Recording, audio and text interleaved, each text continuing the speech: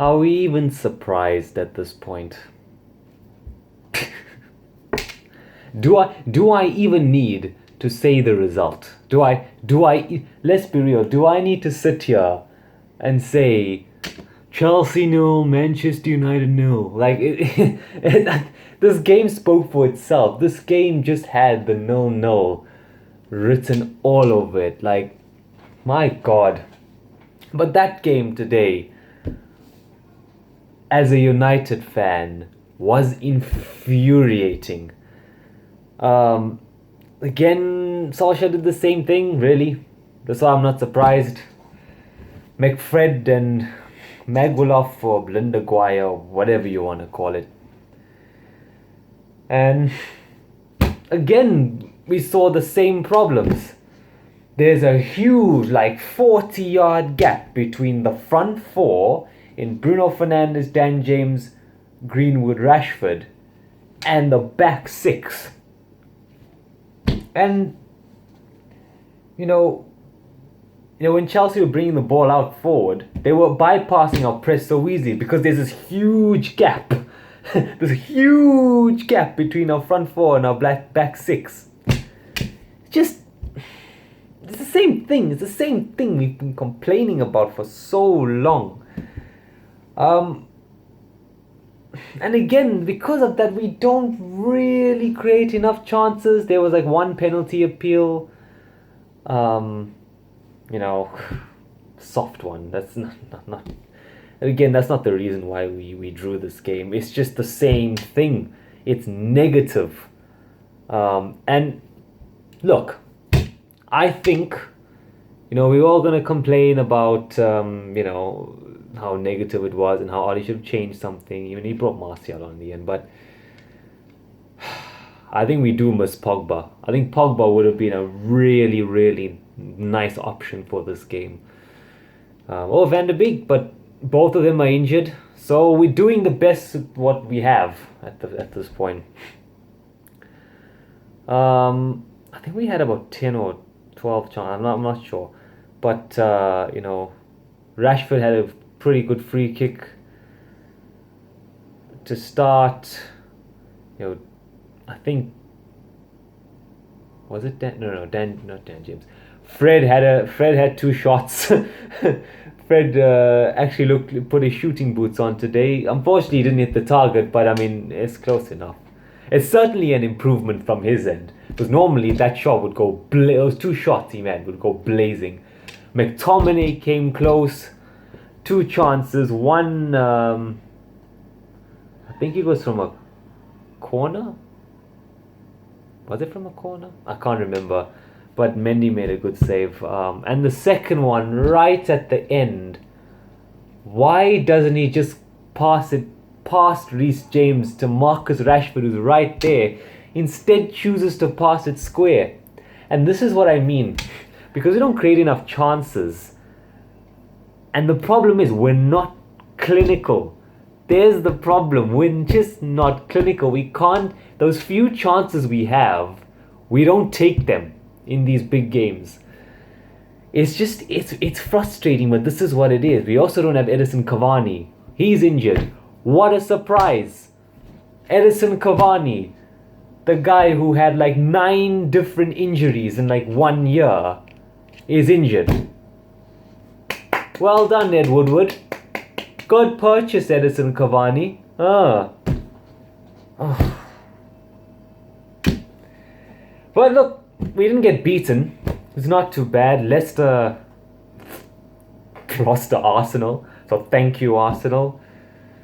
Don't big, but please, Arsenal fans, just don't big yourself up right now. You're still in ninth. You're still ninth, or actually, you're still where you are now because Tottenham battered Burnley 4-0.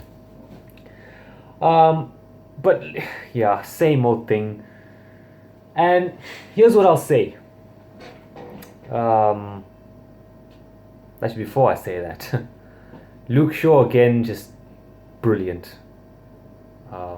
He's just that constant good player in our team. Bruno didn't really have a good game, but again, do you expect any of our front players to have a good game? when there's front four back six. Like, just doesn't happen. But again, I would have. I'm disappointed because there was a point where we went for it, although I felt like we should have gone for it much earlier. But there was a point where we went for it and just sort of half tried. But to be fair, and luckily Chelsea did the same thing. They like half tried. Maguire and Lindelof again, a little bit shaky to start with. Like Giroud nearly scored. Maguire is like nowhere near Giroud. He nearly scores. And then there was another opportunity that Chelsea had. I think it was Mason Mount. That was like, I don't know how it reaches someone. Then it reaches Reece James on the far post. And I think it was Maguire or Luke Shaw that made the block. But again, those two are just not. And I sort of get Ollie's dilemma because you play Bailly, but he's so injury prone that if he gets injured, you're stuck with Maguire and Lindelof anyway. This is why we needed a centre back. But yeah, no, too much. And what I'd say about this result, it's only a good result if we beat Palace.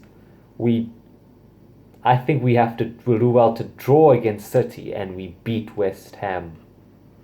Yeah, we have to beat Palace, we have to beat West Ham, and we have to draw against City. And honestly, again, I said, realistically, we'll probably draw 3 and win 1. That's what we'll do. I'm just praying we don't lose. If we lose 1, like literally, right, we're second, but everyone around us is losing, and that's it's helping us. But let's be honest, we're not going to get anywhere near City at this rate. In my opinion, we're probably never going to reach City's level because of our board. Let's be honest, right?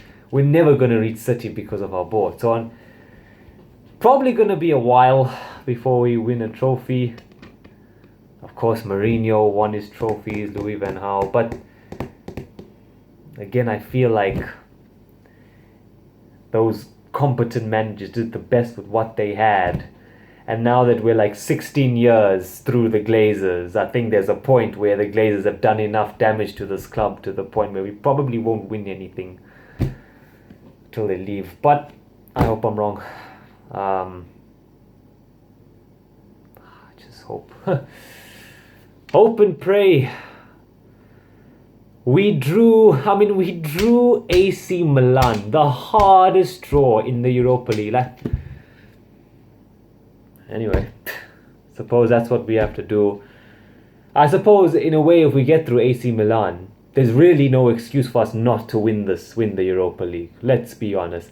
Unless we get injuries like we have now, there's really no excuse if we go through AC Milan. But I wouldn't complain if we got out to AC Milan, because I think it just allows us to focus on securing top 4, and we've still got the FA Cup. So yeah, just gotta see what happens now. We need points, man. We need points right now, and we need these players to come back from injury, please. We need to win games. We can't be drawing these games now. Anyway, like, subscribe, share the video, turn the bell button. I don't know. Anyway, glory, Man United. We move.